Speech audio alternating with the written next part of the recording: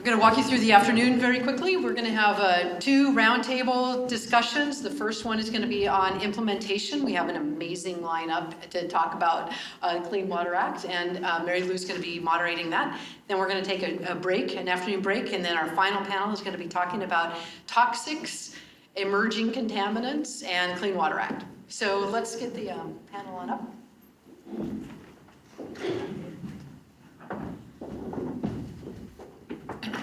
Thanks, Holly. So, are people feeling a little warmer? We turned the heat up. Yeah. Are people feeling more comfortable? Okay, I think we had a little. Okay, but here's the deal. Nobody can fall asleep. Okay, you can't be too comfortable. So everybody has to stay awake. Okay, that was the rule. Heat can go up, but everybody stays awake. Okay, so we're gonna have a fabulous panel on TMDL implementation, and we have some amazing people here to talk about, not TMDL, water quality implementation. Sorry, Gee, I stole your thunder. So to talk about water quality implementation and like how are we implementing the Clean Water Act? What are some of the things what are some of the new things we're doing? What are some of the traditional things that we're doing? And so we have an amazing group of people here, and I'm just going to run through some quick bios and introductions. So our first speaker is going to be Gene Foster, and Gene and I go way back. He's the manager of the Watershed Management section at DEQ, which is responsible for modeling and policy development during TMDL development and implementation. Non-point source policy in coordination with DEQ programs, state and federal agencies, pesticide stewardship partnerships, yay, and Columbia River water quality management. Gene has been with DEQ since 1987, working mostly in water quality on water quality, standard development, contaminated sediment policy and evaluation, toxic chemical effects on aquatic life and human health, and pesticide stewardship partnerships. He actually created the pesticide stewardship partnerships, so I always have to give him credit for that because they're a really fundamental part of our Columbia River Basin restoration program.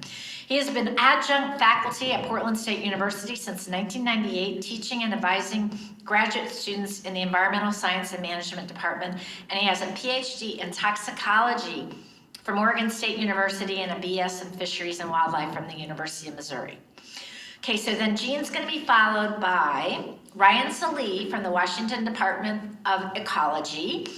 Rian leads the Vancouver field office, and she is responsible in this job for managing the field office and her focus has been on environmental justice and diversity, equity and inclusion efforts at the agency. And I serve on the board of the Lower Columbia Estuary Partnership, and Ryan led up the efforts of that partnership to look at equity and environmental justice, and I was so impressed with her work.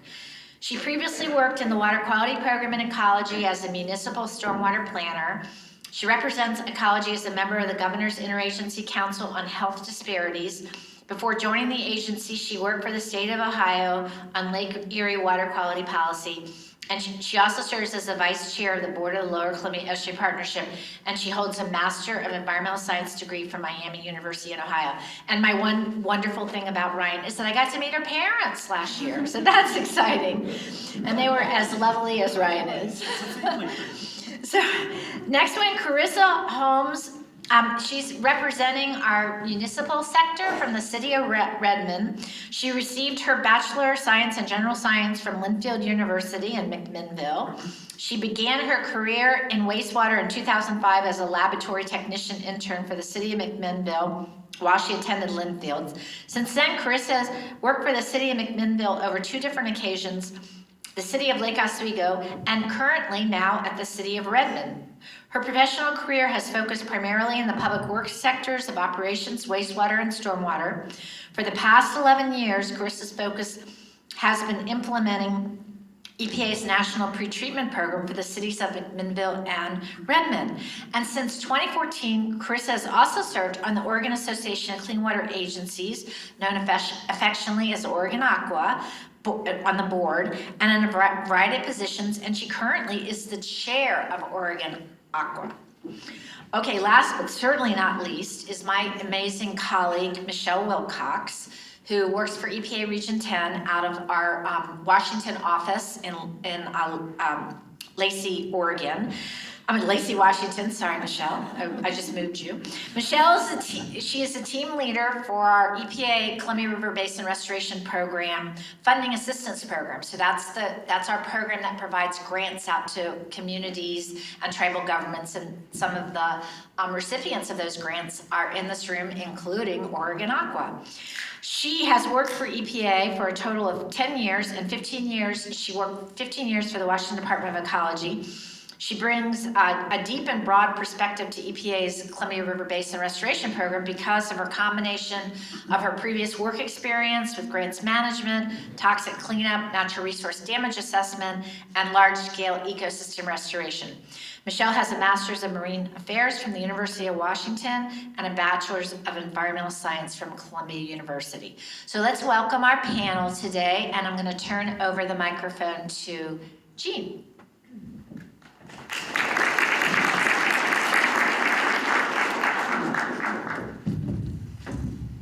Thank you, Mary Lou. I also want to thank Holly for inviting me, as well as Chair George and Representative Helm for their words of inspiration this morning, and the work and the panel that had Laura and Dan and Jennifer on there. I'm going to be talking about where we've been and where we're going. So it's kind of the past, present, and future for me. Going to talk about pesticide stewardship partnerships for a bit and what we've learned from there, and then some of the work that's gone on with private forest and agricultural lands, some of the MOAs and MOUs that have been developed, and what that means for TMDLs and why TMDLs are prominent for addressing non-point sources in the state of Oregon. Pesticide stewardship partnerships. This started out with a couple of graduate students at Portland State University, Phoenix Grange, Channing St. Alban, Lindley Vanderlyn, and Matt Lawrence, where we heard about and were contacted by the DEQ Basin Coordinator for Hood River, Bonnie Lamb, that said there's a lot of good habitat in the Hood River Basin, but we're seeing declines in steelhead, and they were right then on the verge of being listed, and after that we're listed under Endangered Species Act. But there's a lot of apple and pear orchards in the area, and they use a lot of organophosphate insecticides, and so we started looking at that. And we talked with the orchardists up in the area and some of OSU Extension, the Soil Water Conservation District, and we said, well, it's the same sort of chemicals that are being used in California. They show that they run off and are adversely affecting aquatic life. We think that you ought to start implementing some management practices here in order to address that. And the answer we got back, well, that's California, that's not Oregon. And so what we had was a black box that lacked data and information. And so the pesticide stewardship partnerships have been very effective where we've been able to implement them to identify potential concerns, and that data has been used to share with the local communities, with the land managers, the orchardists, the grower shipper organizations, to partner with those with local expertise. DEQ's expertise is not in how to manage an orchard, not how to apply pesticides. It's in-stream water quality. It's the things that affect water quality that we're experts in. There's other folks that are experts in other areas, and it's important to be able to collaborate with them. Currently, there are nine areas where we have pesticide stewardship partnerships occurring. And this is an example. This is Hood River. This is chlorpyrifos. It was one of the major organophosphate insecticides that were used in apple and pear orchards at the time. And we saw dramatic increases much earlier than what the regulatory apparatus was able to gin up and eventually address through changes in pesticide labels. And so pesticide stewardship partnerships, and as far as a mechanistic construct, it's a combination of the Environmental Quality Commission establishing water quality standards for pesticides, but then also there's that Clean Water Act, the FIFRA, the Federal Pesticide Act, coming together to set what the standards or what the desired outcome is, but it's really the local communities that are providing that local information on how to address those. And there was a lot of work and effort that went in by the agricultural community to improve management practices, sprayer techniques, nozzle research on particle size. Particles too small, it evaporates before the pesticide gets to the target area. If it's too big, it could drift off, get into water. So that was all very important. And so in some areas, as in Hood River, we've been very effective and had a lot of collaboration and coordination occurring. In other areas, maybe because of the diversity in crop type, maybe because of willing landowners, we haven't seen as good of in-stream water quality results as what we would like. So there's more work that needs to be done in this area as far as education, outreach, understanding what the drivers are. Which kind of gets me, so we took this concept, this pesticide stewardship partnership, this integrated water quality management using federal, state expertise in the areas that we're good at or we have authorities with the local community, with their expertise and what they have vast knowledge on, and starting to look at how to address this in other water quality issues that we have. And you heard about temperature TMDL, or temperature issues in the state of Oregon, streams too warm, we're in a climate change, warming temperatures, and we're gonna talk a little bit about that. One of the major areas for this is that recently, and you heard a little bit about this already, is that we entered revised might be kind, it was a major overhaul of the memorandum of agreement between Oregon Department of Forestry and DEQ on how we're going to work together on water quality issues. Primarily in that it better identified TMDL development, implementation, and adaptive management, and then Oregon Department of Forestry, where it's been identified in a TMDL, that they will develop TMDL implementation plans. So they're no longer relying solely on the Forest Practices Act for addressing water quality. It's also TMDL implementation plans will be developed by Oregon Department of Forestry to implement TMDLs, similar to all the other designated management agencies, all the other land uses such as urban areas, cities and counties, Forest Service, Bureau of Land Management, metros of the world. They develop TMDL implementation plans in response to TMDLs. Now, Oregon Department of Forestry is also going to be doing that. That will help to address private forest water quality issues as a result of private forest management. DEQ is also going to continue to participate in ODS committees. In addition, just this week, ODA and DEQ, a major overhaul to the memorandum of understanding that we have with Oregon Department of Agriculture. Again, bringing in more how the TMDL development, implementation, and adaptive management is going to be worked on between DEQ and ODA. And an important concept here is that ODA is also going to be developing TMDL implementation plans in order to address their responsibilities in TMDLs. Rather than in the past, the TMDLs had said, it's the area, or ODA's area rules and plans that will implement the TMDLs. Now they'll be developing TMDL implementation plans to show what those gaps are and to try and be able to address those, which may be adopted into area plans. And so and then we'll also be continuing to DEQ participating in the area plan reviews. Which brings us to TMDLs.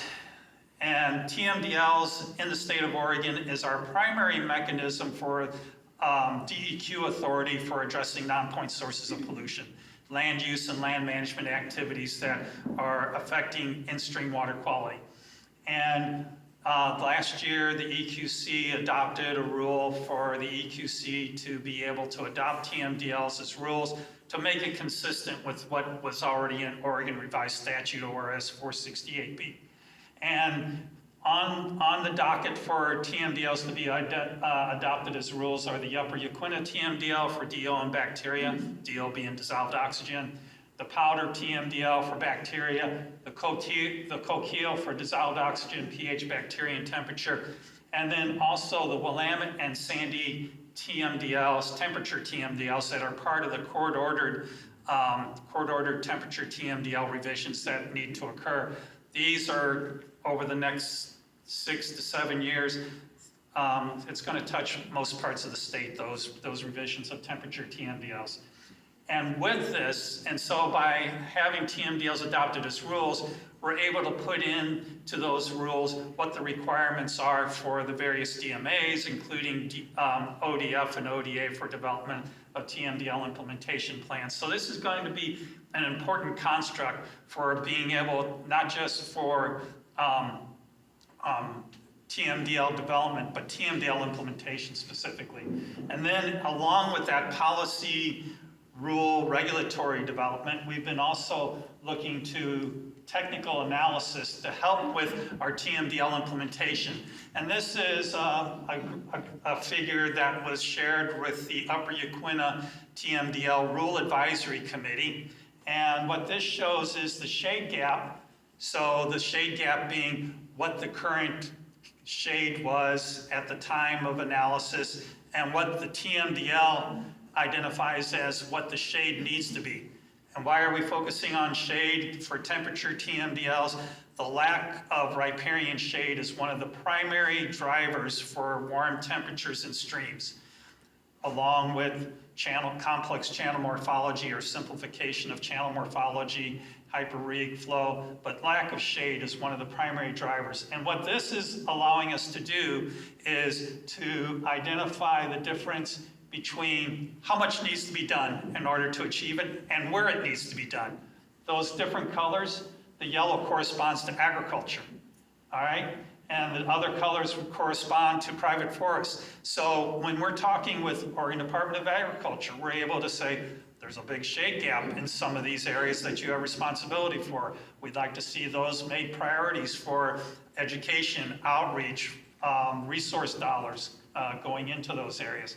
And so this is going to give us a very useful tool for identifying what needs to be done, where, and by who. And so, and we're also then able to put this into numeric values in saying that we have, typically in any watershed, there's a variety of folks that have authority for riparian areas along the stream. In this case, Oregon Department of Agriculture has 10.2 of the stream miles. Oregon Department of Forestry has 6.1, and you can see Lincoln County is 2.8, for the railroad 1. So what it does is shows us that where do we need to focus for our biggest bang for the buck? Agriculture and private forests, okay? That's where we're going to get the biggest bang for the buck. Everybody needs to do their part. Everybody, all the named designated management agencies need to develop TMDL implementation plans. But when it comes to where we're going to get the most benefit from restoration, it appears that it'll be agricultural lands and private forests. Here's the resources where a lot of this information came from, but what I wanted to focus on was Clean Water Act we talked a lot about. When we talked about pesticide stewardship partnerships, it was Clean Water Act. It was FIFRA, the Federal Pesticide Regulations, Endangered Species Act, state statute, Oregon Revised Statute, ORS 468B. These are all tools that we have available to us for water quality management and watershed management, because it's no longer just the in-stream water quality, it's the riparian area that's affecting the vegetation, that's affecting the shade, that's affecting the stream temperature. It's erosion, upland sources of sediment and soil. And we're using these tools for better management of watersheds for those uses that we've identified as important. Drinking water, going out and being able to catch fish, and also being able to eat those fish. And so I'll call it a day there, Mary Lou, and I'll turn it over to the next person. Okay, thanks.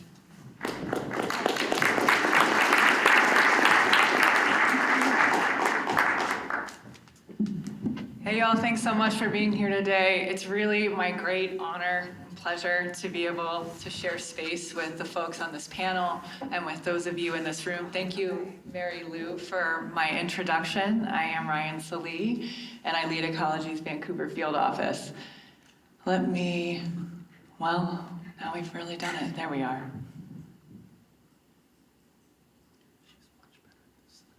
I love it. I'm getting help from other parts of the room. Thank you so much. I need it. So I want to talk a little bit about the agency itself. Today I'm going to share with you a bit about our water quality priorities and programs, but I want to talk about the mission first. I know there are a handful, actually a good number of Washington folks in this room, so some of this is going to be familiar to you, but I'm hopeful that you'll enjoy aspects of the presentation that you might not have had the opportunity to get as much detail about. So the agency's mission is to protect, preserve, and enhance Washington's environment for current and future generations. The water quality program itself takes that a bit further, and they say they want to ensure state waters support beneficial uses, including recreational and business activities, supplies for clean drinking water, and the protection of fish, wildlife, and public health. I'm going to go over a handful of topics today, and if you're looking at the screen and thinking, wow, this is varied, it is, and I'm going to do my best to get through it in a decent amount of time here, but these are really impactful topic areas as we move to cover how these are interfacing with environmental justice and climate at our agency. So we're going to cover several water quality permits, and though not comprehensive, highlight a few of the ways we're connecting EJ to our regs and their impact on our communities. I'm also briefly going to highlight our water quality grants and loans program, as well as our water quality standards and dams in the Columbia and Snake River system. I want to focus on ways we're working to connect environmental justice with permits as it relates to NPDES permits broadly. We see ourselves finding more ways to incorporate EJ requirements and expanding EJ considerations into other types of permitting. Municipal stormwater permits were our first water quality permit in the state to include EJ requirements, specifically in the public education and outreach and public involvement and participation parts of the permit. And because those permits inform county and citywide programs, requirements like those related to public involvement and outreach are really impactful when implemented broadly in a jurisdiction. We also aim to gain awareness and be more inclusive to improve improve quality of life for those most affected by water quality requirements. This work on the municipal stormwater permit was completed prior to the passage of the HEAL Act, the Healthy Environments for All Act, which is the state's first environmental justice law. We do anticipate that as our agency works to meet compliance obligations in HEAL, that agency activities will really deepen how they integrate EJ considerations to ensure better and more equitable outcomes for communities.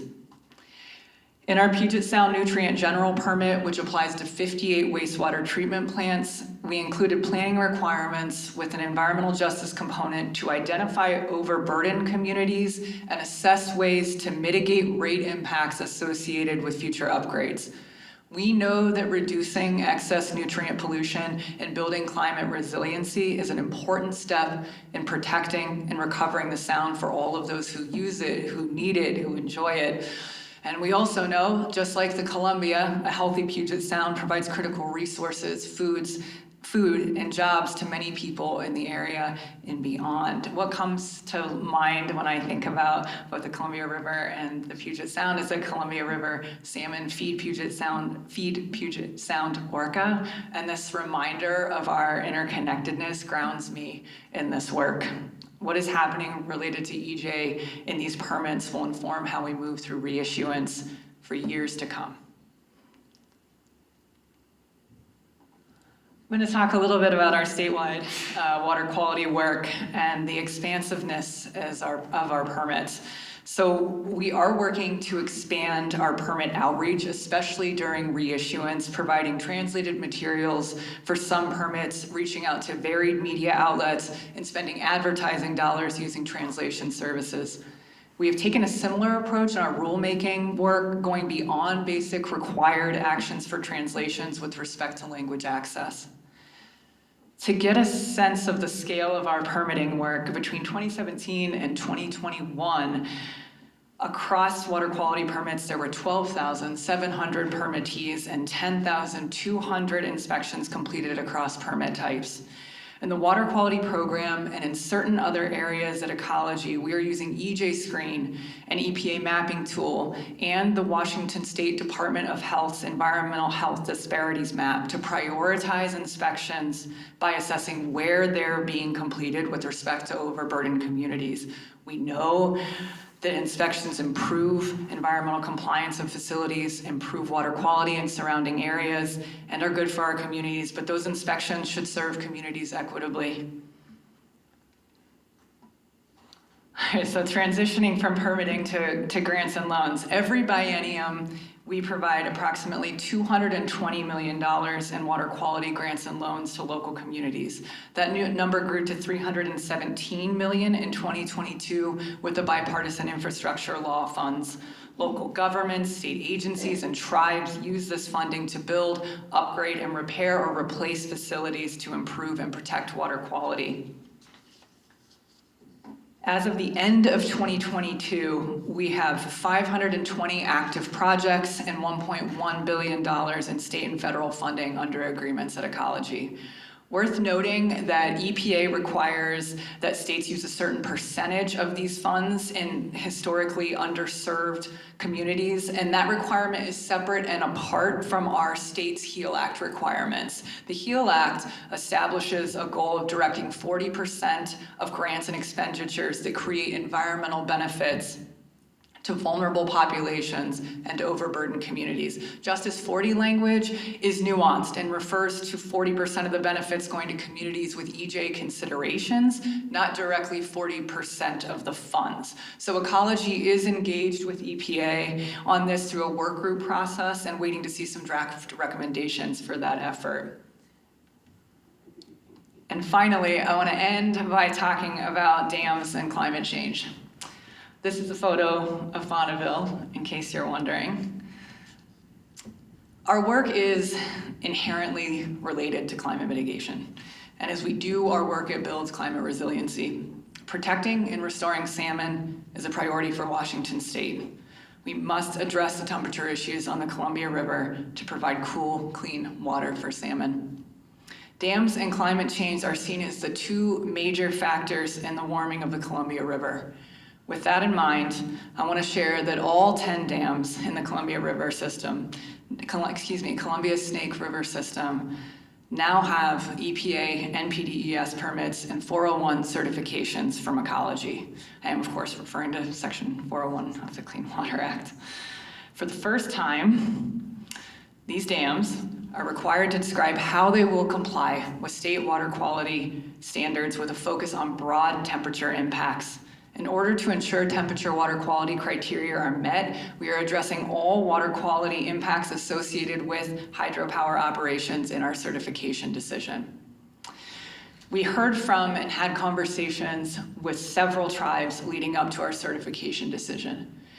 We recognize the importance of fish passage as a priority investment that will continue to benefit current and future generations. We will continue to consult and work closely with tribes and to engage other partners to restore habitat and improve water quality in the Columbia and Snake River systems. That is all I have for you all. I just want to say thank you so much, and this is my contact info if y'all have any more questions. Thank you.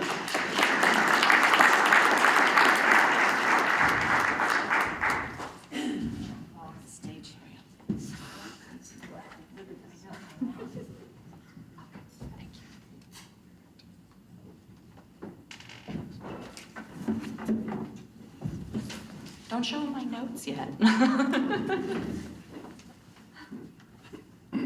Perfect.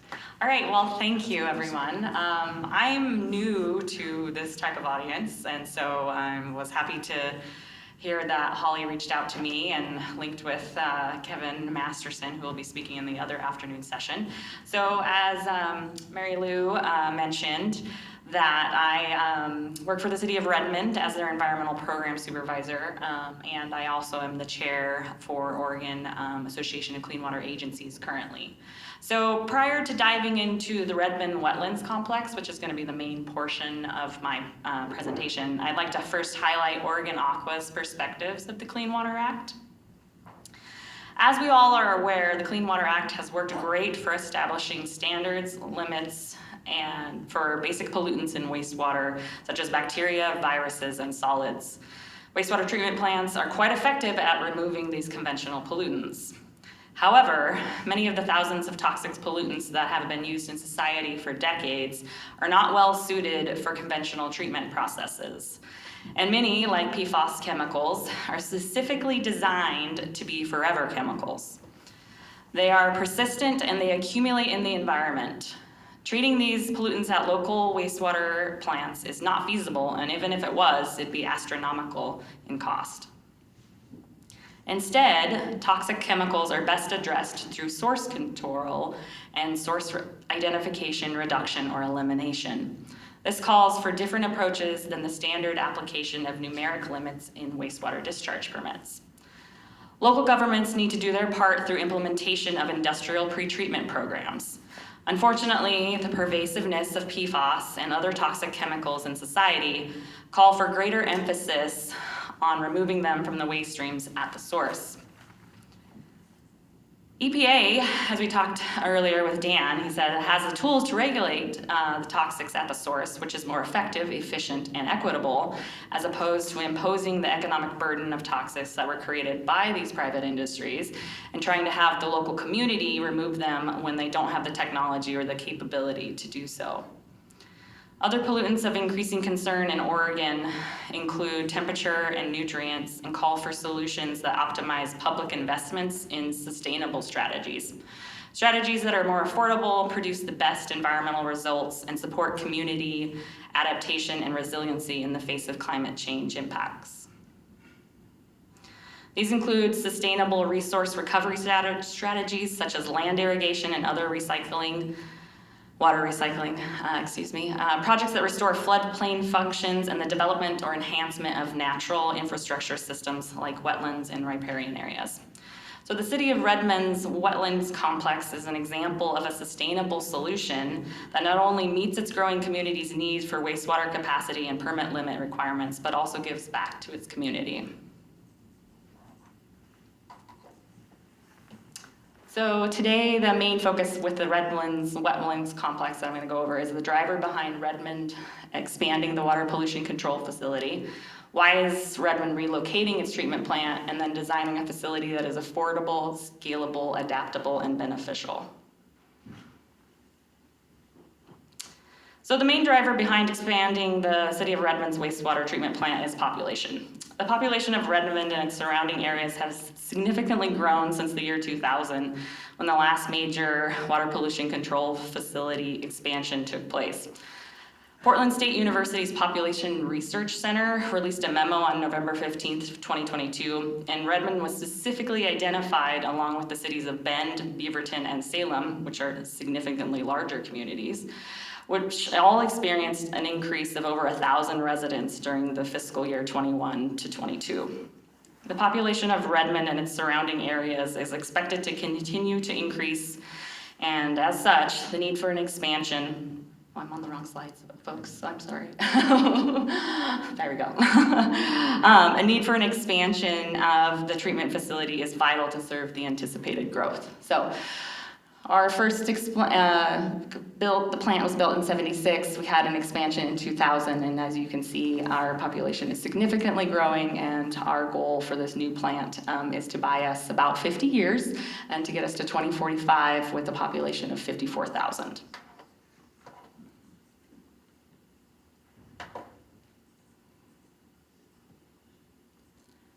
So the city abandoned the idea of continuing to expand at its current treatment plant site, where the site has been operational since 1976.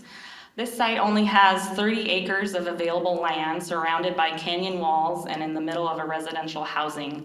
The site did not offer their city a long-range treatment solution. Additionally, expanding at the current site with similar technologies would have been a significant financial impact on the community. Therefore, the city looked at other alternative solutions to meet the community's long-term needs. So remember that 104 million number.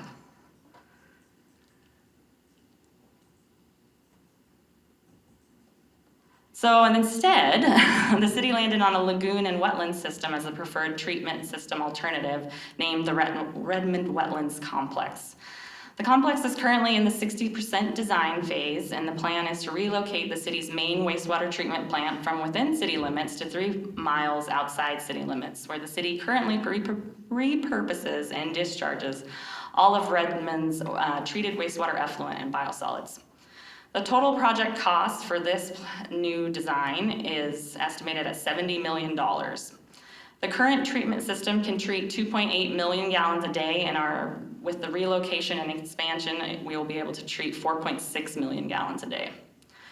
Current funding sources for the project include a DEQ loan of $62 million, system development charges that we'll be able to recover through $6 million, $1 million in a local government parks grant, and the Deschutes County is earmarking $1 million for our project as well. The design is a direct result of the input the city received via robust agency partnership and public and stakeholder outreach plan. It was critical that the city step out of the typical government silos of design and open the communication highways to collaborate and gain input on this new design. The city worked closely with the city of Redmond and surrounding community members and leadership, the city of Prineville, Lot Alliance in Washington State, the BLM, the DEQ, Deschutes County, the Redmond School District, the Audubon Society, and many others in the development and progression of this design. The city used 4 guiding benchmarks to design this facility: affordability, scalability, adaptability, and public benefit.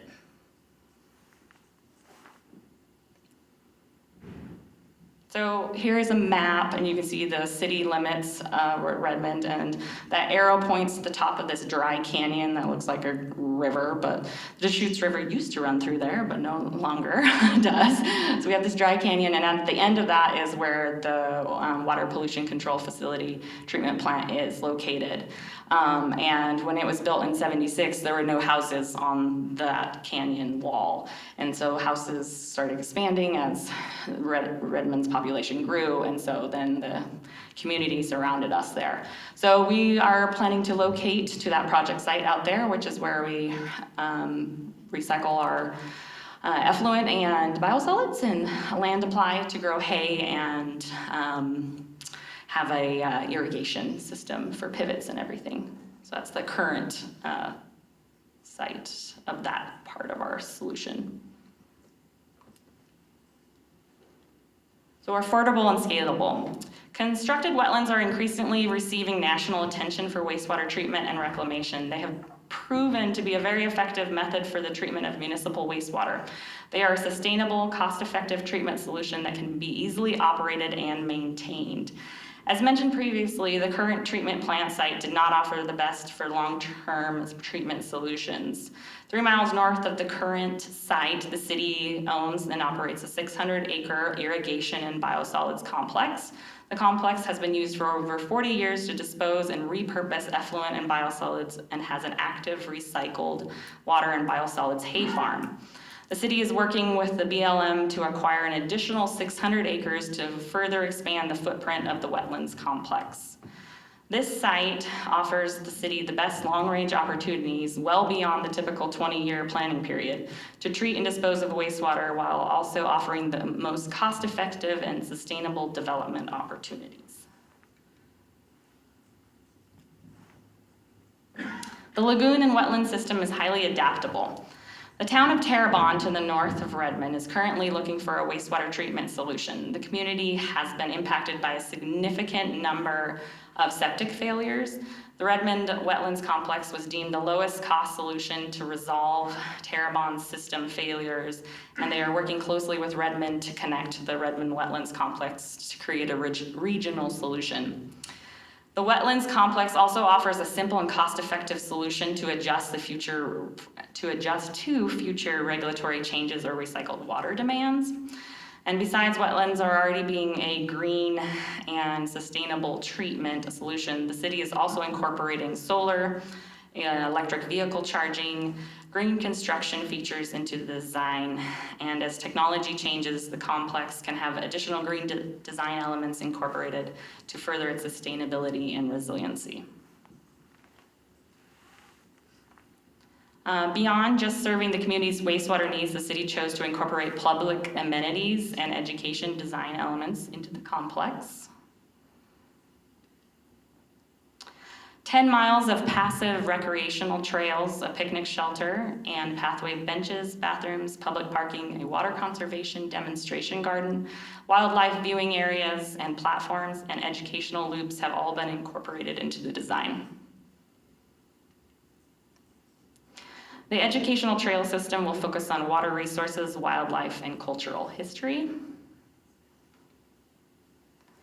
The city worked with Lot Alliance, a wet science center in Olympia, Washington, to incorporate a 1,000-square-foot interactive educational room into the Redmond Wetlands Complex support facility design.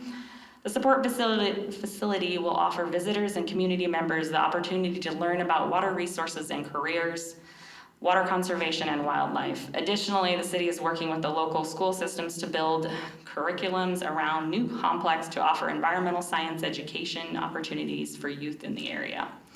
And then here's a picture of an interactive educational display at the Wet Science Center in Washington.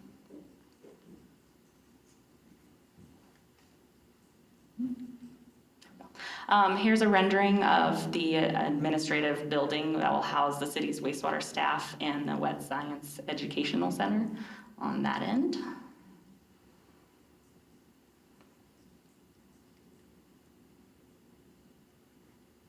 Here's our project timeline. So council awarded engineering services back in March of 2021. Right now we are at 60% design, and final design is anticipated to be completed in June 2023 with construction beginning in August of this year, and construction completed with the goal of February 2026. I am Corissa Holmes. Ryan Kirshner, our division manager, is handling this project, so he would be the one to contact for more information, along with the redmondwetlandscomplex.com website. It has lots of nice information there. And then Susie Smith is Oregon Aqua's executive director. Thank you.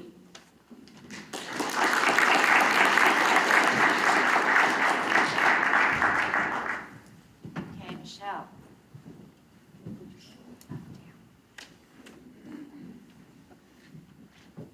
And what we'll do when when Michelle's finished, we're gonna have an open question and answer session. It's gonna be a lot of fun. Everything's a lot of fun with you, Mary Lou. Am I right? Am I right? Everything's fun with Mary Lou. So I'm Michelle Wilcox, as Mary Lou said. I work with her on Columbia River Basin at EPA. And I guess I just want to start out with, I'm really excited to be up here, actually part of the implementation group. There's been a lot of people working very hard for a very long time. A lot of folks in the room, sorry, I'm getting a little teared up. But a lot of folks in the room for us to get to this point. So I'm glad to be up here talking about implementation. So I will start out with a background of the Columbia River Basin. Also then the Columbia River Basin Restoration Act, which was historic, getting that into statute. And then the two components of that, there's a working group component, and then there's a grant program component. And then you can't have a grant program without money. So then there's the funding that has come along with that, both the congressional appropriations as well as this new historic opportunity with the bipartisan infrastructure law. And then talking about project examples, as well as we have a couple of requests for applications open now. I have to push my own buttons. Okay, so many of you know in the room, the basin itself, it's 260,000 square miles, which didn't really sink into me until someone told me it was about the size of France. It's actually bigger than the size of the country of France. It's up to size of Burma, Kenya, so it's quite a large basin. Provides vital economic, cultural, social benefits to millions. Includes parts of 7 states, significantly Oregon, Idaho, Washington, Montana. We work with Region 8, by the way, our EPA colleagues in Region 8 in the Denver and Helena office for the Montana portion of the basin. And then there's 17 tribes, and the yellow circles on the map there are some of those tribal reservations. And then, of course, it spans up into British Columbia. And then there's many players in the basin, municipalities, industries, port districts, PUDs, nonprofits, watershed councils. There's many, many players that we couldn't get this work done without, so thank you if you are affiliated with one of those. And then, of course, there's also federal agencies. So toxics in the basin. So this program is all about toxics. And so they are widely distributed. There's a variety of toxins in the basin, as you've heard earlier today. There's PCBs, there's emerging contaminants, which may or may not be emerging, as was recently spoken about as well. And that research and monitoring has shown that they are widespread and prevalent in the basin. And then, of course, these harm fish and wildlife and human health. But this work and this program wouldn't be without the tribes and the tribal people really pushing for these types of programs. As you heard earlier also with the human health criteria, toxins affect tribes and tribal people more so because of the amount of fish that they eat. And so this work really grew out of the work by the tribes and with the tribes. And then here's some documents, some foundational work the EPA spearheaded to reduce toxics in the basin. So as I mentioned, there's a lot of collaborative watershed efforts to reduce. We also put out in 2009 a State of River report, a 2010 Columbia River Basin Action Plan that really directed our work moving forward and our funding once we were going to get funding. And then this really helped to also develop the work in introducing these efforts to Congress. So something that we could point to when folks were talking to Congress. And then it's obviously supported by other work efforts regarding human health criteria. And then in 2016, we need like a da-da-da-da-da. Congress passed the Columbia River Basin Restoration Act. And so for us, for EPA, so it's Section 123 in the Clean Water Act.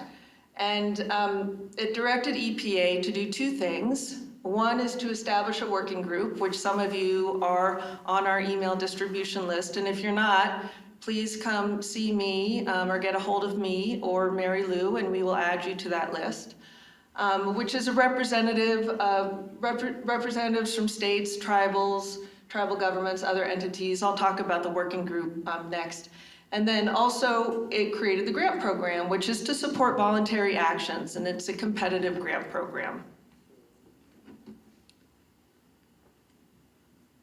So here's a picture of the working group. That was our first meeting after being officially anointed, or it was pretty close. I think it was the first one.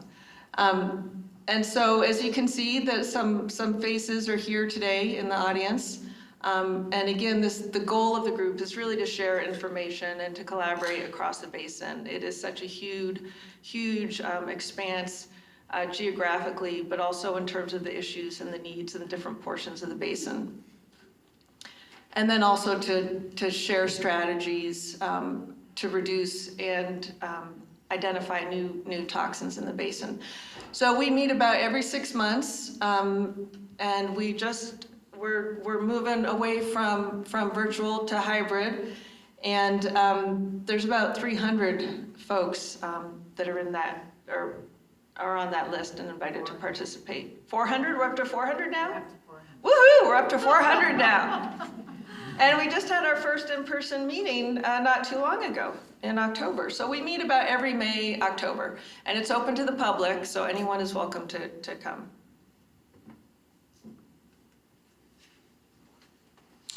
So then we get to my area, which is the grant program, so the funding assistance.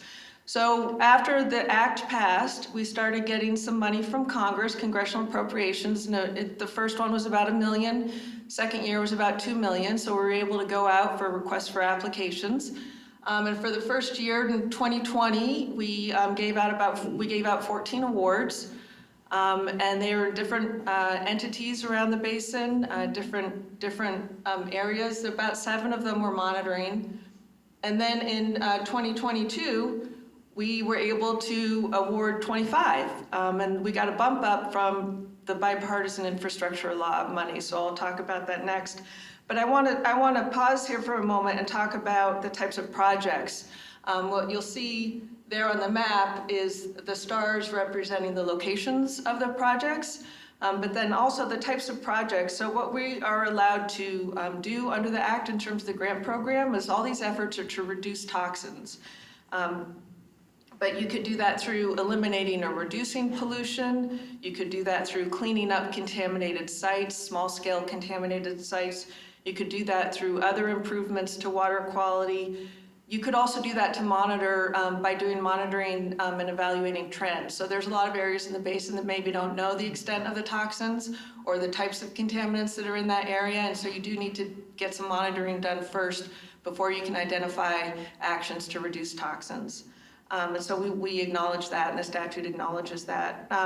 Also, reducing runoff, as has been spoken previously today about, that a lot of toxins may go into the waterways through sediment erosion or through non-point source type activities. And so reducing runoff into the waterways to reduce toxins, as well as protecting vital habitats in the area.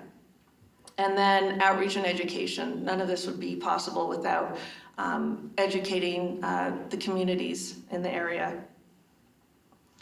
And so some project examples that we've seen come in as part of our 2020 grant round, as well as our 2022 grant round.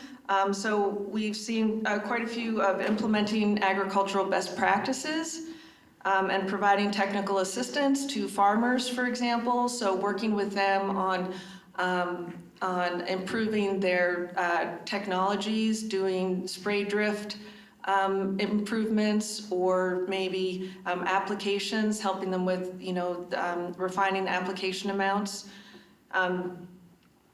For example, Washington State Department of Ag is working a lot with farmers on that. There's also the pesticide stewardship partnership type programs, as well as pesticide collection events that have been very successful in the basin, and we're continuing to see applications come in to expand those types of programs in other areas of the basin.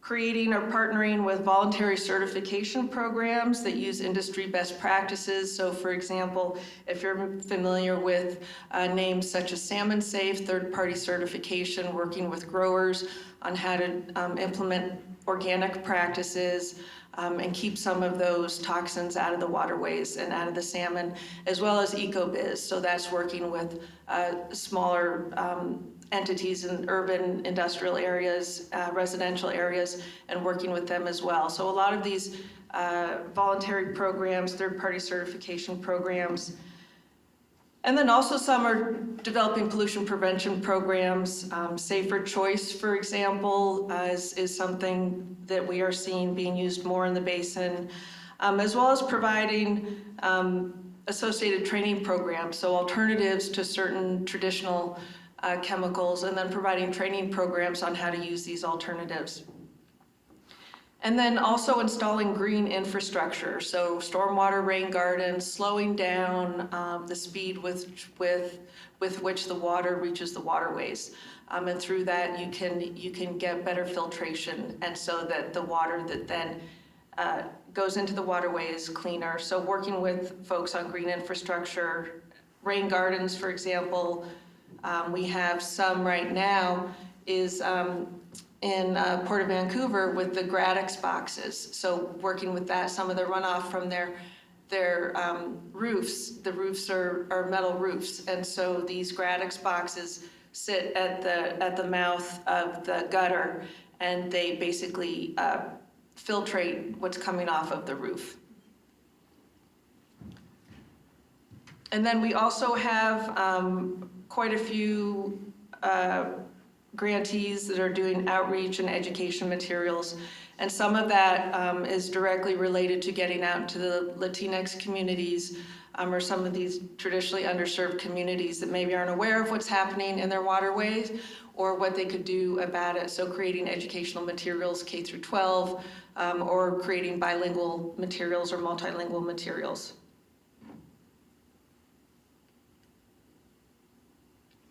And then last year, we received $79 million from the Bipartisan Infrastructure Law for the Columbia River Basin Restoration Program.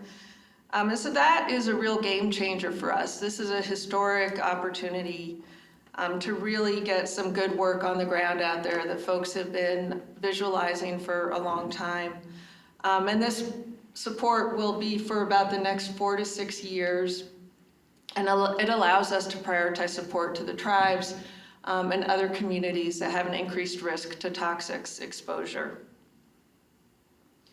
It's also allowing us to provide funding to tribal governments and communities for program and project development to reduce toxics, specifically in those locations in the fish, water, and sediment. And then it also allows us to build on the previous successes that I just mentioned, some of those project examples, agricultural best practices, green infrastructure, pollution prevention, small-scale cleanup actions, and education and outreach. I believe this last round, we just got our first small-scale cleanup action. So as I mentioned in my overview, that we do have now 2 requests for applications open, and these are for much larger amounts of money, much longer time spans, 4 to 6 years. The original 2 grant rounds were 2-year project periods. And so this allows some really more foundational work development, program development work, multi-phase work, multi-program work. So for example, a larger entity could come in with multiple department tasks, or multiple agencies could come in on one basin-wide program. So the tribal program implementation, it's for tribal governments only. You have to be a tribal government to apply. That closes the end of this month, January 31st, but we're hoping it can fund up to about 20 million total around the basin, with a project being in the range of 750,000 to 2 million per project. The other one is what we call the Toxics Reduction Lead request for application, and that one just opened recently. It opened December 15th, 13th, just a few weeks ago, and we're looking for up to about 40 million in total to provide funding, and 3 to 7 million per project, per entity that comes in. And I've highlighted that because we're having an informational webinar next Thursday. So if your organization is interested in applying for that and you'd like to hear more about it, please plug into our informational webinar. And all these links and resources that I originally had in my slides are all, Holly's got them. So she'll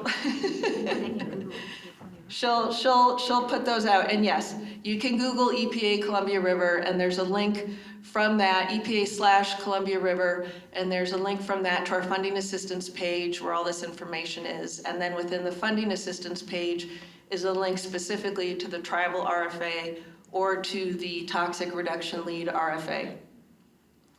And that one closes March 13th. And so what we're looking for in a lead is an entity that can really develop, implement, manage multi-phase, large-scale programs. So we're really looking to make a big impact on substantially reducing toxics in the basin, and that they can really provide leadership either around a program or policy development or even providing technical assistance.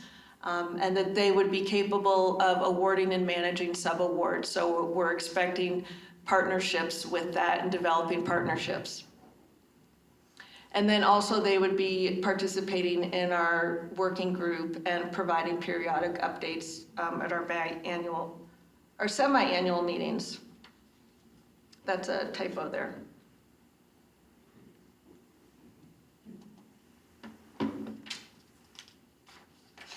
So in summary, what EPA is doing in terms of implementation within the Columbia River Basin is we are continuing to engage and communicate with a working group. So again, if you're not on our email distribution list, please contact myself or Mary Lou. And then also with that, we've got a toxics monitoring subgroup that we've been co-leading with USGS, and we're working on developing that more. So again, open to anyone. So if you want to listen in on that group, please feel free, reach out. And then we're managing, myself and other staff at EPA, ongoing management of the 2020 and 2022 grants, and we have some grantees in the room. And then we have 3 new RFAs. So the 2 that I just mentioned, the first one for tribal governments, the second one for the lead entity, and then the third one, the release date to be determined, but we will go back to our kind of standard general toxics reduction where we could allow monitoring and all entities as listed in the statute are eligible to apply. And then for more information, and that's my contact information, and that's it. So again, I'm just really happy to be able to be talking about implementation. I know a lot of folks have been working on visualizing this program and getting money from Congress, and we appreciate all of your efforts, and it's just really nice to actually start showing some results from those efforts. So thank you.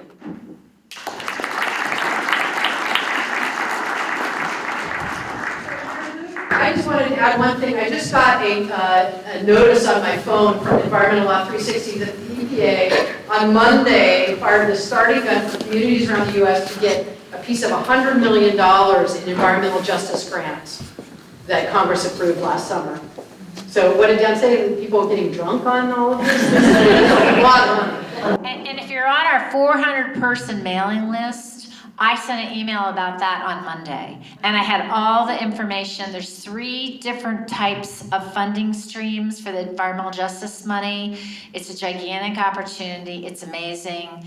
If you're not on the list, see me or Michelle. We'll get you on the list, and we'll get you that email that has all that information. It's very exciting. And then, one of the things that, when Dan was talking about environmental justice, some folks may know that in, I think it was October, our administrator, who actually was born and raised in North Carolina, went to a historically Black university, and is just an amazing person.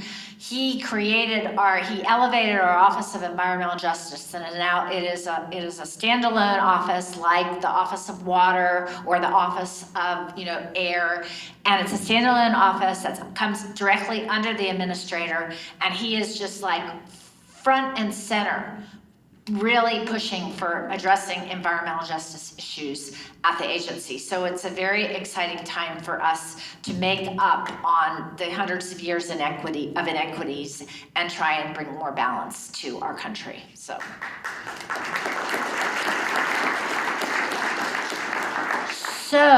what an amazing panel. And I think, it's kind of exciting because, we heard this morning, I think, from Kathleen and from Representative Helm and from Dan and Jennifer and Laura, we heard these, just kind of high level conversations about the Clean Water Act.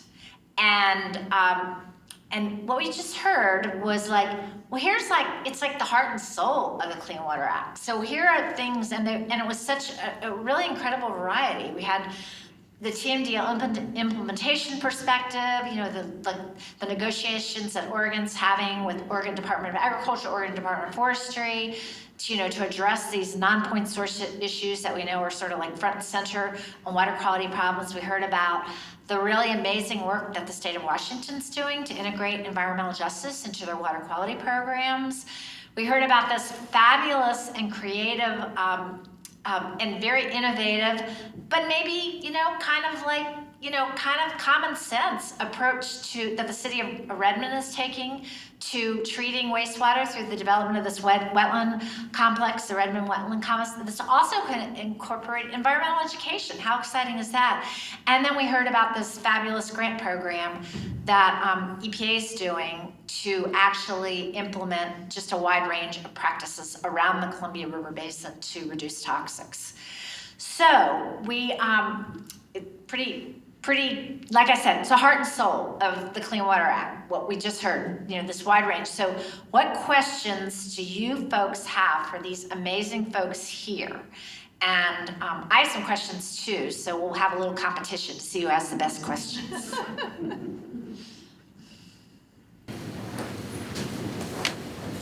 Dale? I don't know whether you're the group or should ask the question, but maybe, Gene, you could forward the question to Jennifer White. Anyway, Mary Christina Wood, University of Oregon law professor, wrote a book called Nature's Trust, Environmental Laws for a New Ecological Age. In that, she said permitting is really a waste because you're permitting things that shouldn't be allowed to be permitted. That's kind of my summary of her book. And Representative Ken Helms said that it'd be wise to maybe stop the permitting so that we could get a kind of consensus of really what's going on in Oregon with permitted water. What is your point of view, or what's Jennifer Waggle's, or what's our esteemed environmental quality chair point of view about that? Stopping the permitting until we can get an act together about what water is in Oregon, what the state of it is. So thanks for the question.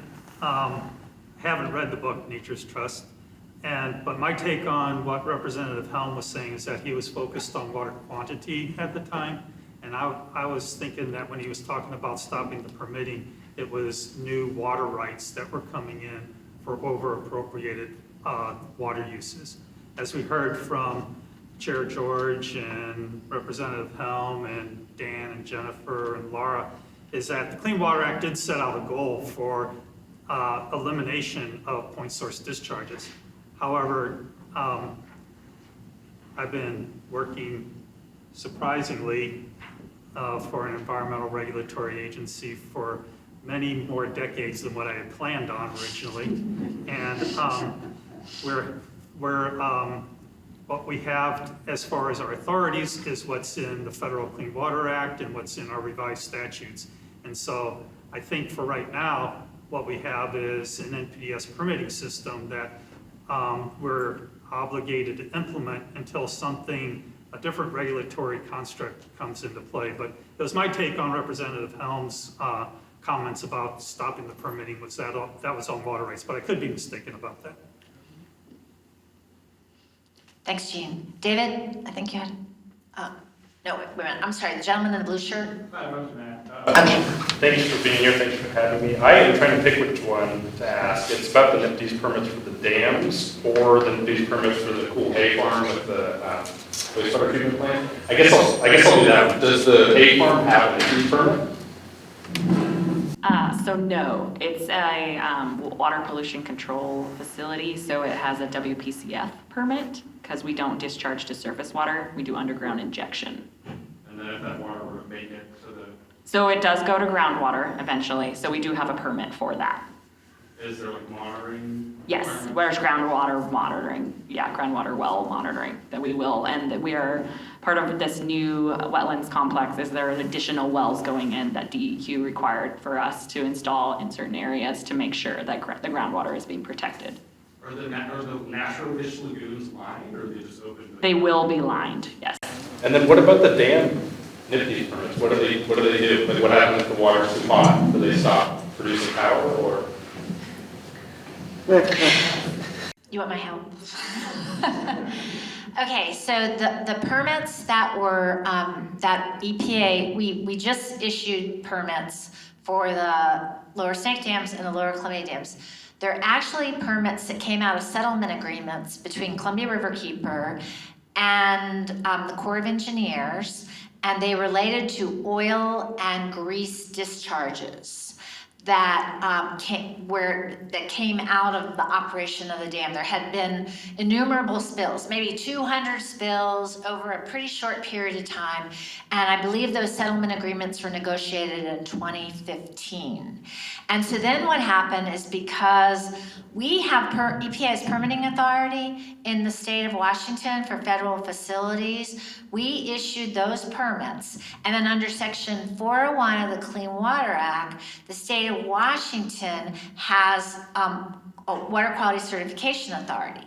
So the state of Washington issued a water quality certification for the permits that we were developing for oil and grease, but that certification, the state of Washington had the ability to address all sorts of water quality factors.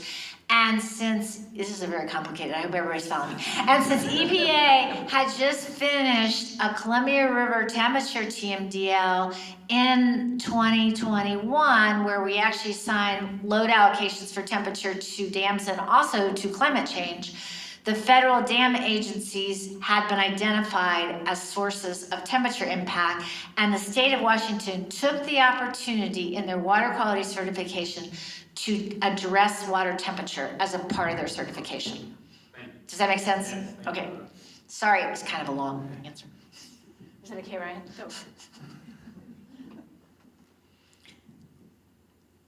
My question is for Corissa. I'm really curious about this wetlands complex. I think, well, I know most science folks know that wetlands have great ability to do filtration and what have you. Is that the primary source of the wastewater treatment process? Or are there other processes that are going? And then also I was curious if it was modeled off of another system somewhere, or this is like first of its kind, or where it came from. So yes, the source water that will be treated is completely wastewater from the city of Redmond, which we do have a pretreatment program. So there is industrial waste that's included in addition to the domestic wastewater. And as I also mentioned during the presentation, is Terrebonne, that has failing septic, will be putting in a pipeline that will be routed to our headworks there, and that wastewater will be treated by us as well. And does that answer your first question? Or? No, I was asking if the wetlands themselves are what are doing the filtration process, or if there's like a treatment system. Gotcha. Oh yeah, no, it's completely natural treatment system. So there'll be a set of lagoons that are first, that are the lined ones.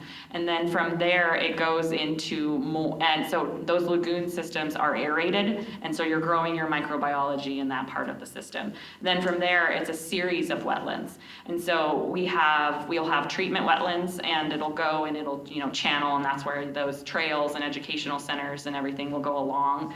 And then from there, the plan is also to have polishing wetlands at the end of it, and so that's where you make your finer water quality standards, and before it will go into underground injection. So it is natural, but then it's all those added plants and botanica that are there that help with all of that part of that process. But in the very beginning, air is added. And then the second part of your question was. I'm just curious if this is a new concept. Like Gotcha. Kind of Yeah. So the city of Redmond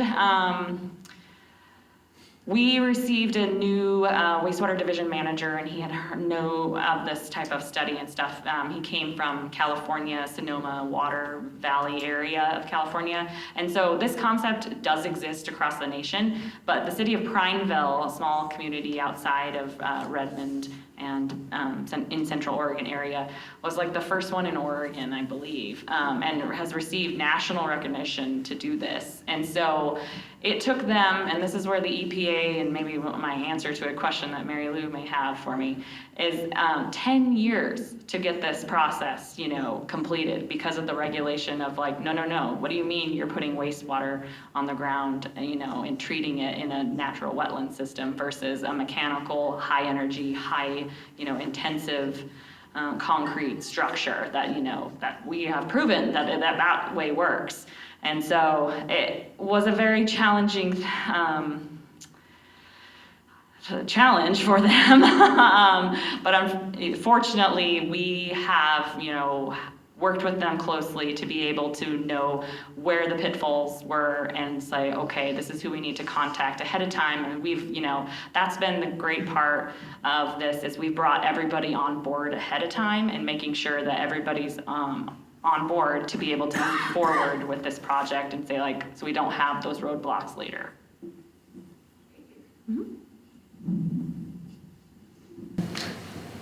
Hi, I think maybe it was in Ryan's presentation, there was some mention about the nutrient general permit in Puget Sound.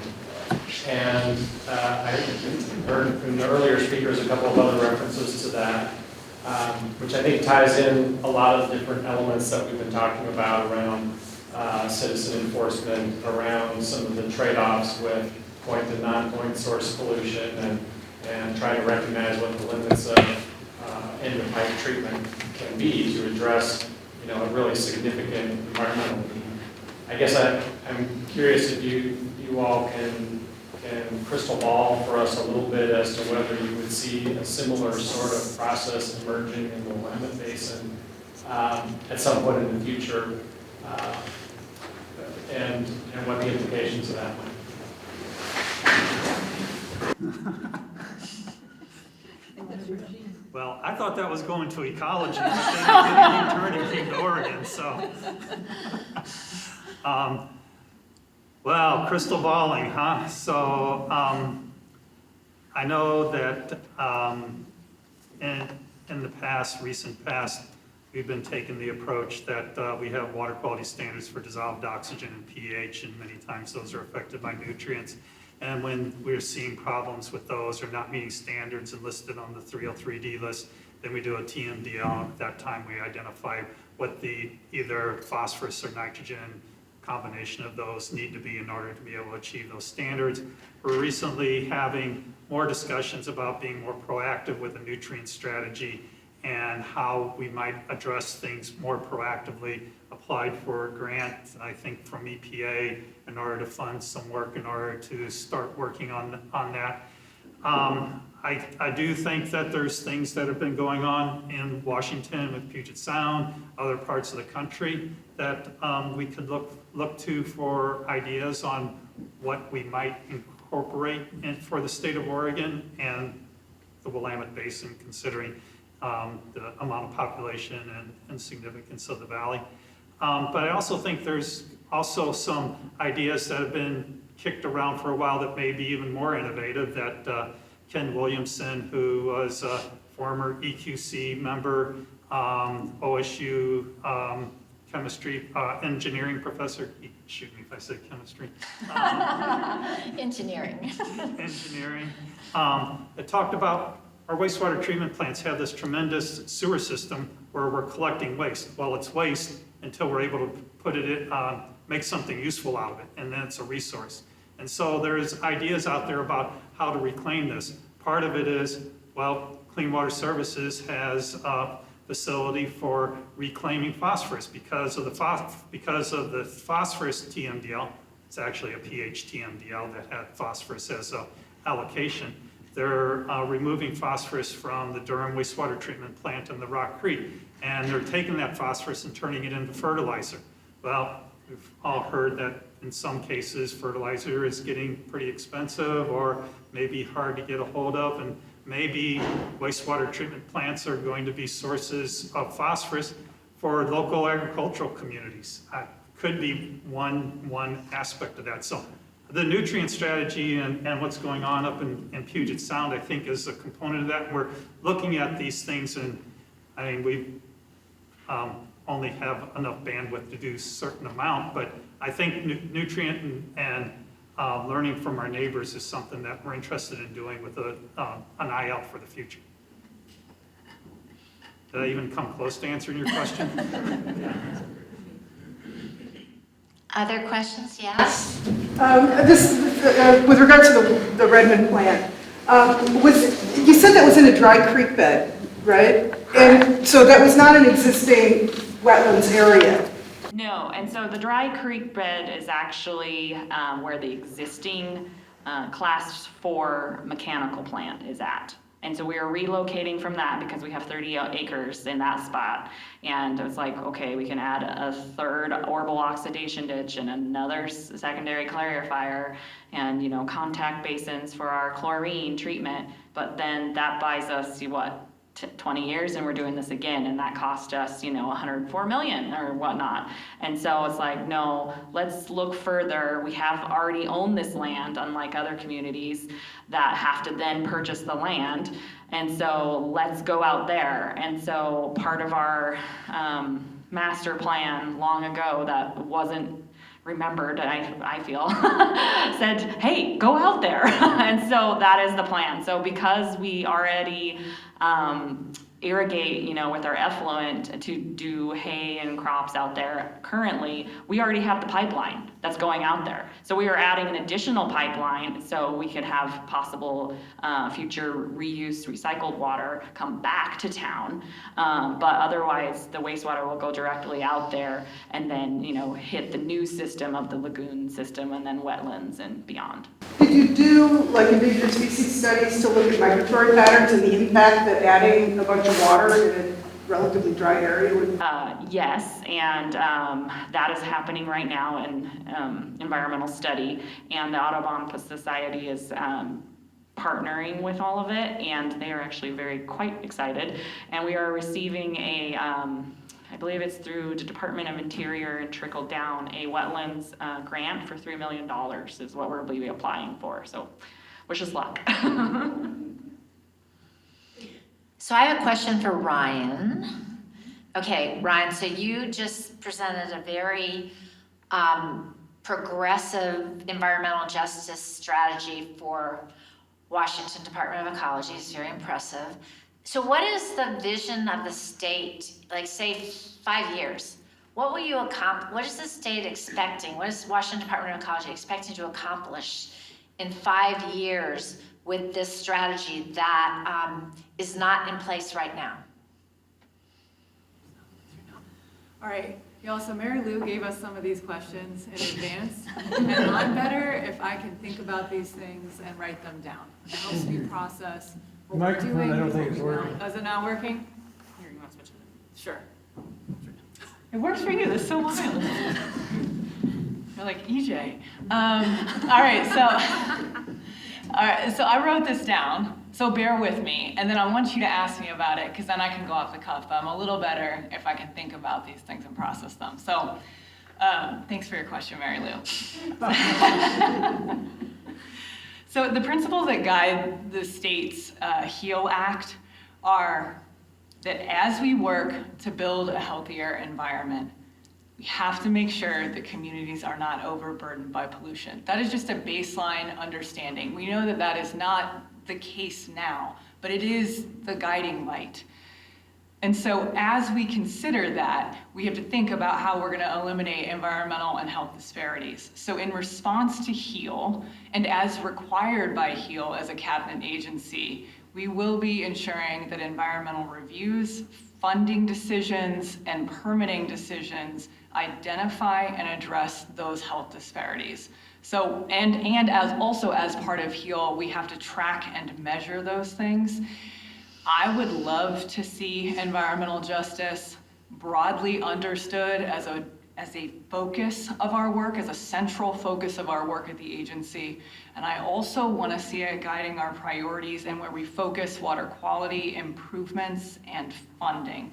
We talked about some of the examples where we're doing that in our NPDES permitting, in our grants and loans programs, and our funding guidelines for overburdened communities. But with the passage of HEAL, I think we're going to see many cabinet agencies in Washington State and then other agencies who can opt in doing a great deal more related to environmental justice. I think it's also important to acknowledge that there are many folks in both of our states who have been working on environmental justice issues for many, many years. We know that it is in communities of color and those overburdened disproportionately by environmental harms that have the greatest sense of care and understanding about what's happening in the natural environment because they are the most impacted by the harms that they face. So I would just acknowledge that there is a lot of work that has been done well before we came along to share our presentation today, and we stand on the shoulders of all of those people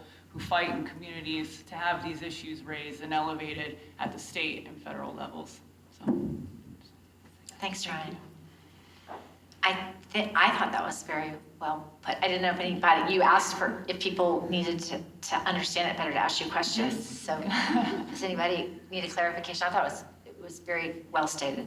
thank you, Mary Lou. Okay. Thank you. All right, Michelle, I'm coming after you. Okay, so. I knew that. Okay, I know this is something you've thought about, and I'm gonna kind of integrate two of my thoughts. So I don't know if folks saw recently, OPB and ProPublica did a series of articles, and they worked with us a little bit on them, and us being EPA, and also others, tribal, they work with Crit-Fit folks and, Yakima Nation and some other folks, and they talked about, they actually did their own testing, and they talked about the presence of toxics in fish, and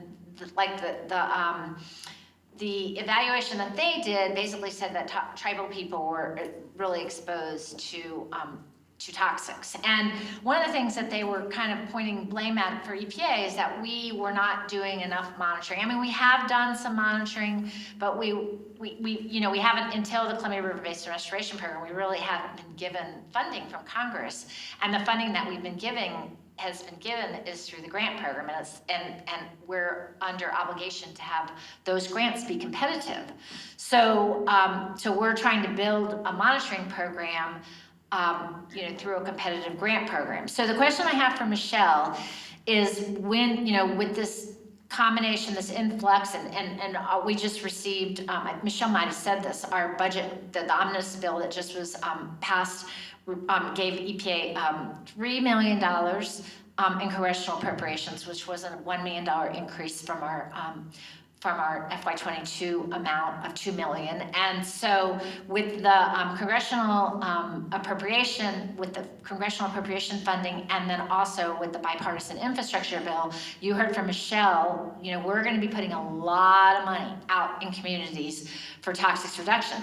So the question I ask you, Michelle, is how is EPA, and this is going to be, you guys are going to be dealing with this after I'm not there anymore, and how are you going to be accountable for this money? And how are you going to be able to prove to the public, I mean, the future of this program, we're not going to get bipartisan infrastructure law funds ever again, or I don't expect us to, and we're going to be getting congressional appropriations. So how are we going to be able to prove that this program is successful and it's reducing toxics actually it's protecting tribal fish consumers, and it's reducing toxics in fish in water? How are we going to be able to prove that with these grants? So that's a great question, Mary Lou. Thanks for the lead-in for all that and all the background that went around that. You can tell that we've been thinking about this for a while. So how we're going to measure that and show results. So there's a few things. I didn't have enough time to really go into depth in my presentation on the individual grants that we have awarded. But if anyone is familiar with, anytime you start something, you need to understand what the lay of the land is before you can actually start doing some actions, right? Whether you're in the cleanup world, or you can't go out and start cleaning up until you know where and what you're cleaning up. And so we had about 7 of the first 14 grants were monitoring focused, primarily monitoring focused. And then the next 25 that we're just finishing up awarding now, about, I believe it was 17, were primarily monitoring. And so there's an understanding that people have been talking about these issues for a long time, and people have been doing individual actions, but there hasn't really been a concerted funding source or a targeted funding source, if you will, to address monitoring as well as cleanup. And so what we have for the individual grants, we have, if you're a grantee, you're very familiar with this, but you are required to show progress and to report progress to EPA. And we are looking for actionable results. So it's not just, for example, if you had 4 meetings with the community, it's about, if you can measure behavior change, if you're actually seeing people, buying safer products, or if you're actually seeing measurable results, however that may be, whether that's with the younger kids, or to be honest, a lot of the younger kids influence the parents, right? So they come home and say, hey, Mom, Dad, I heard about this thing at school. Can we try this, right? I mean, I'm always talking to my kids about recycling, and it's something that you tend to learn from the younger generation. So we have measurable results requirements, if you will, in all of our grants now, and we also allow for not just straight monitoring, but effectiveness monitoring. I think from my years of experience with any of these programs, whether it's restoration, wetland restoration, whether it's mitigation, whether it's cleanup, whether it's toxics reduction, you need to know what was there first, and then you need to know what was there last, so that you can see the measurable results from your actions, or not, and that becomes adaptive management. And then you get into the whole adaptive management thing. Hey, we thought we were gonna have this effect, but actually, that's not quite what happened. We need to go back to the drawing board and tweak it and do some further work and get to the long-term result, the outcome that we are hoping to achieve. So we have built into all of our grants requirements on what are your deliverables as well as what are the outcomes that you're shooting for. And then we also provide money for monitoring. And then after this next couple of rounds, we will be, as Mary Lou mentioned, we're working on a monitoring subgroup and we're working on a monitoring program. We will be funding more monitoring in the future to help us get around that, what is out there, but also what are we doing to reduce toxins and see measurable results from our actions. So we're in the formative stages because we've only had just our second round of grants that, we were just having kickoffs last week with some of those grantees. So those are just starting. But we do hope to, as they move forward and close out, that we can start building on those successes and really build a map, if you will, a table. I like visuals, and so a table of measurable results that we're seeing and achieving in the basin. Any questions for Michelle? Was that a good answer? Yeah, it was very Mary Lou? good. It was excellent. It was very good. And 2 of our monitoring grantees are in the room. We have the Kootenai Tribe of Idaho over here. And then we also, I mentioned we have a grant, a PFAS source identification grant to Oregon Aqua that we're really excited about. And we actually highlighted that grant when the administrator came to our press conference that we had on the banks of the Columbia River in August of 2022. Okay, so I think, are there any other questions? I think we're ready to sort of wrap this panel up, and I'm very sad because it's so amazing. I want to keep talking to everybody, but I guess I'll have to figure out another way to do that. Okay, thanks a lot, you guys.